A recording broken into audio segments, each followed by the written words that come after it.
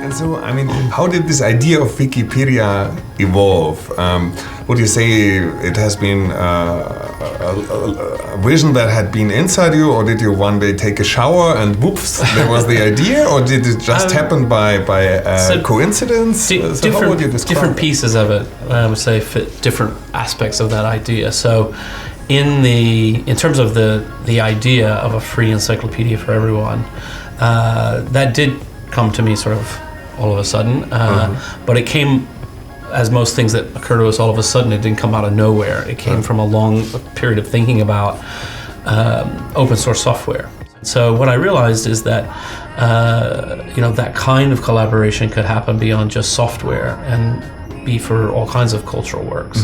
And then I thought, like what, for example? And I thought of the encyclopedia as being something that is similar in a sense to a full-blown operating system, in the sense that somebody can work on the video drivers and somebody can work on the file manager, and they can do that in parallel, just like somebody can write about Paris and somebody else can write about Panda, and they don't really depend on each other, and so you can parallelize the work.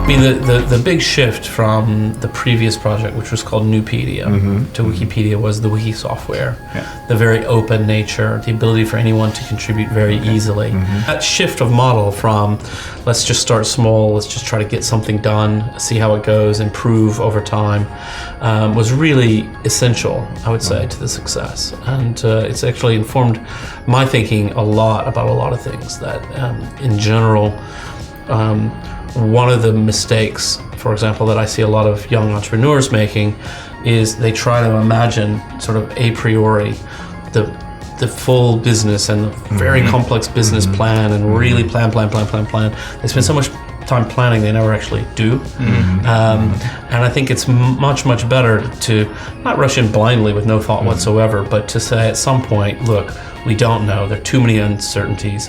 The only way we're going to find out is to try.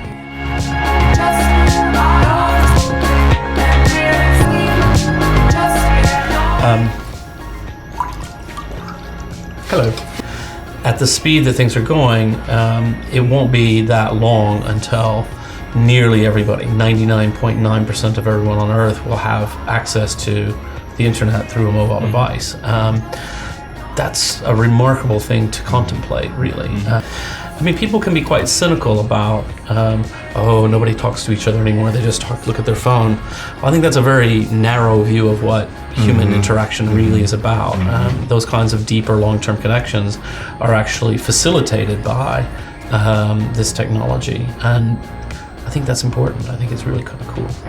You know, one of the things that we know is that people who don't have access to knowledge are much more easily manipulated and controlled by tyrants if you don't know what's possible. But there is something deeper, which is people have the ability to get educated and to learn about, what are the institutions we need in order to have good governance. How do we prevent government from just being the next strongman takes over?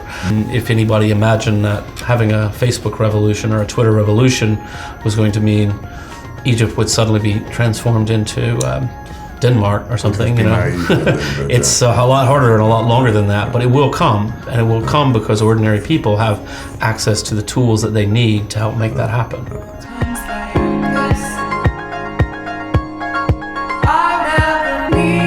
There's a few things. So one, fail faster.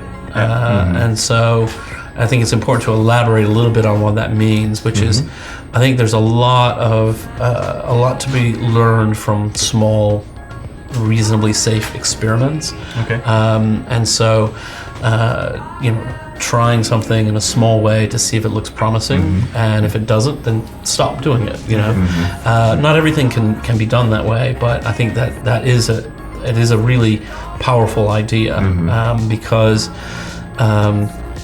a lot of really big changes have to start with some small change, you know. So Wikipedia started with one server, a handful of people just sort of saying, oh, let's try and type some encyclopedia entries and see what happens, and then you just roll from there. In the European context, it's important that we, in culture, in society, that we value innovation and we understand that it's going to come with a lot of experiments that fail. Okay. And I think Americans are quite good at this, and Silicon Valley is very good at this. You know, if you do a startup in Silicon Valley and it doesn't work out, then you probably end up getting a really great job at Google or Facebook, where that experience you had is actually valued.